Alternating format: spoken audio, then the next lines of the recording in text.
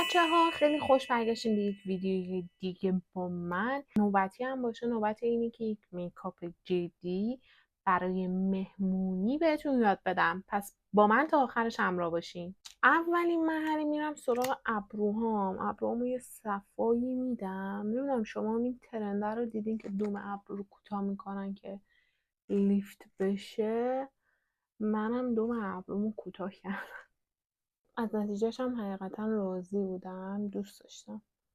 دوست کردم که یکم این فاصله رو بیشتر کرده، در نتیجه با کانتور و اینا خیلی کارای جذابی میشه روش کرد. عموما میرم سراغ چشمام اول، چشمامو میکاپ میکنم، ولی برای این ویدیو تصمیم گرفتم که اول برم سراغ پوستم.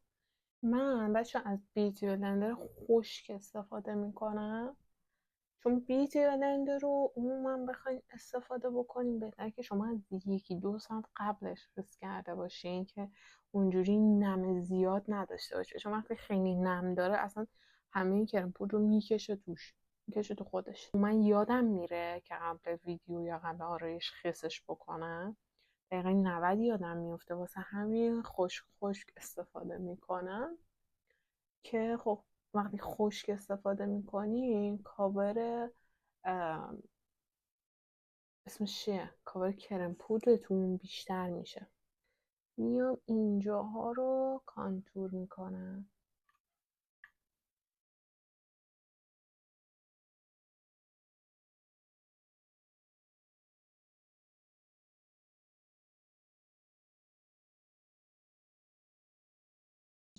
اول با همین براشم یه کوچولو اینا رو بلند میکنم، خیلی روی پوستم نمیکشم بچه ها، چون پوست که ست نکردم دیگه پوستم هنوز، در نتیجه ممکنه که اصلا همه چیز از جاش بلند بشه. این خیلی پایین آوردم، من انقدر پایین بیارم چون گونه هامو افتاده نشون میده. بعد بلند کردنش هم میرم به سمت بالا، به سمت پایین اصلا نمیام. بعدم میرم سراغ همین بیوتی بلندره که این خطا و مرزا رو کامل بلند کنم. میرم سراغ روشگونه، میام اینجا میزنم بچه ها. بعدم روشگونه رو عموما بهتره که شما قبل کانسیلر بزنید. به نظر من خودم دوست دارم که روشگونه‌مو قبل کانسیلرم بزنم. دوباره با یه اسفنج اینو بلندش میکنم. من برم سراغ ابروم الان، چون خیلی ابروم خالی داره. با یه مداد بنفیت بچه ها، مدادش بد نیست، خوبه، ولی واقعا توی ابرو خیلی مهمه که اون محصولی که استفاده میکنی چقدر ماندگاری داشته باشه. این از همه مهمتره به نظر من، از هر چیزی مهمتره توی ابرو. میرم سراغ بچه ها یه بیس سایه پیلویز دارم، یعنی این خداست، بخرینش. از این گروه هایی که از آمریکا و اینا سفارش میگیرن اگه داشته باشین، اینا رو فکر کنم 700 تومن 700,000 تومن لیست کردن میکنن. تو بلک فرایدی هم خیلی قیمتش کم شده بوده، مثلا $5 اینطوری ها تقریبا شده بوده و خیلی چیز خوبیه بچه ها. دست و دلبازانه بزنید در راه خدا، بعدم حسابی بلندش کنید. یه کوچولو پشت پلکتون رو ست کنید که کار با چیز راحت تر باشه. برای اولین مرحله من یه دونه از این مدادهای قهوه‌ای برمیدارم، آینم هم بردارم. آقا گوشه داخلی چشمم به این شکل و گوشه خارجی چشمم رو تیره میکنم.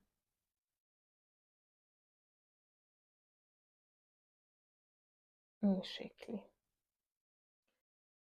این پایین چشمم و اینجا رو هم تیره میکنم با یه براشی که این شکلیه، زبون گربه‌ایه. میام اینو یه کوچولو سرجش بلند میکنم.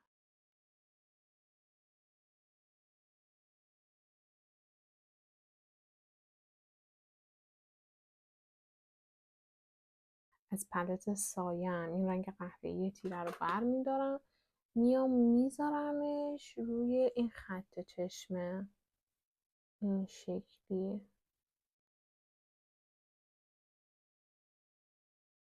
این قسمت داخلی و این دوتا گوشه پایینی رو هم میذارم. با این براش شروع میکنم به بلند کردنش.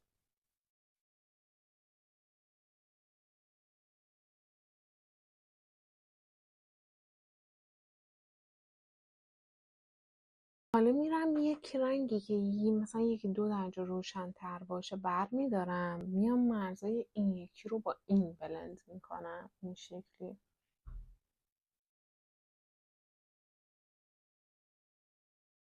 با یه براش بلند حسابی اینا رو با هم بلند میکنم.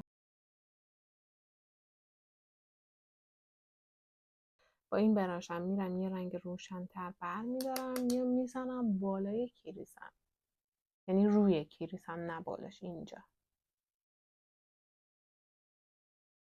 از این یکی رنگ استفاده میکنم که یه هارمونی بده دیگه کلا رنگام با هم. اینو پایین تر از اون رنگ روشنی که اول زدم میزنم، یه کوچولو پایین تر.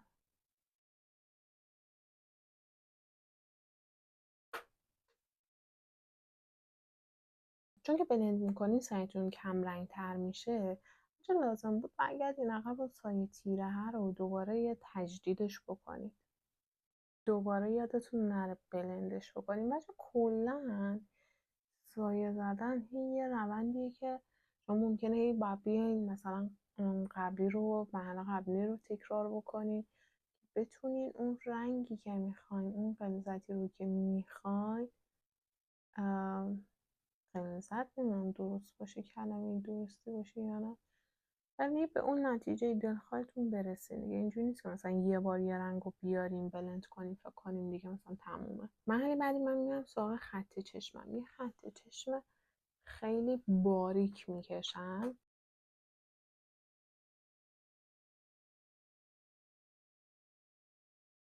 بعدم دنبالش رو در امتداد همین واترلاین اینجا میکشم.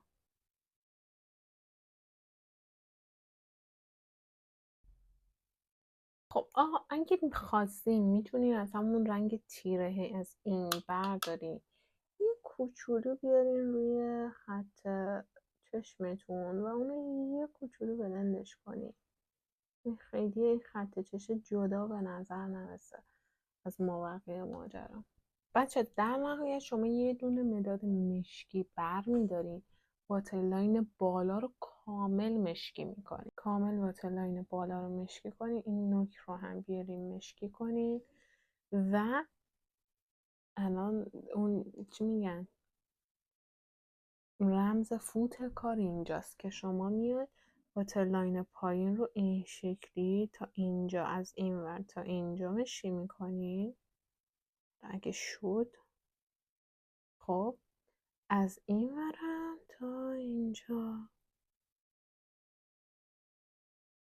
به این شکل یه ریمل سابی بزنید. بچه این من خیلی میخواستم ساده نگهش دارم، ساده و شیک. این اوکی میذاریم خوشه میفته قصد. خیلی میخواستم اینو ساده نگه دارم و اینجوری شد دیگه، خالدار شد. ولی شما میتونید این وسط رو یه کوچولو شاینم بزنید. حالا شاید هم زدم، فرقی نداره که چه شاینی میزنید، ولی مثلا شاین مثلا طلایی، روز گلد اینا بیشتر بهش میاد دیگه تا هر شاین دیگه. این شکلی میبینید چه خوشگل شد. میزنید این رو این شکل، شاینش واقعا خوشگله. حالا من میرم سراغ دیگه بقیه آرایشم دیگه، هرچند که بهتر بود که شما اول آرایش چشمتون رو انجام بدین که خراب نکنه دیگه، یعنی پودر مود نریزه. ولی خب من دیگه گفتم که برعکس رفتم.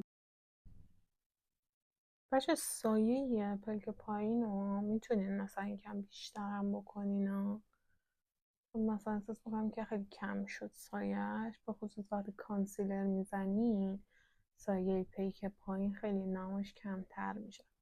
میتونین بیشترش هم بکنین. حالا من کانسیلر رو میزنم، بعد پوستم با پوست خوش میکنم، بعد میرم سراغ پلک پایین. اول کانتورم رو خشک میکنم، کانتورم رو یه کوچولو خشک میکنم به ترتیب همون چیزایی که زده بودم دیگه، خشک میکنم دیگه. بعدم رژگونم موجز میکنم، ست میکنم همون جایی که زده بودم این شکلی. پودر فیکس هم بر میدارم، یه کوچولو اضافاتش رو میگیرم، کامل یک دستش میکنم و خیلی آروم کل پوستم هم من میزنم دیگه، چون میخوام کلش یک دست بشه، مات بشه. میرم سراغ همین رنگی که اینجا بود، اینو بر میدارم یه کوچولو میزنم زیر چشمم، رو پلک پایین این شکلی. ریمل پلک پایینتونم فراموش نشه.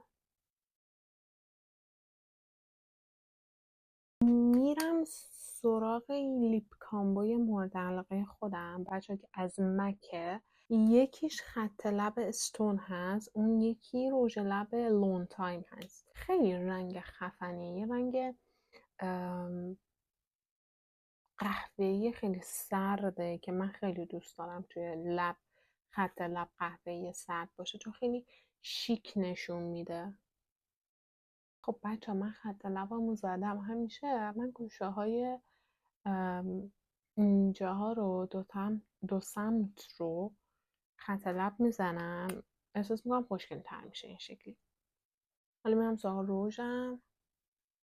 این هم بچه یه حالت قهوه‌ای سرده که خیلی نوده، خیلی خوشگله رنگش. میبینین چقدر نازه. اینم از این. امیدوارم که از این میکاپ خوشتون اومده باشه. حتما توی کامنت ها نظرتون رو بگین و بهم بگین که چه مدل میکاپ هایی رو دوست دارین که آموزشش رو بدم. دوست محمدتون. خداحافظ.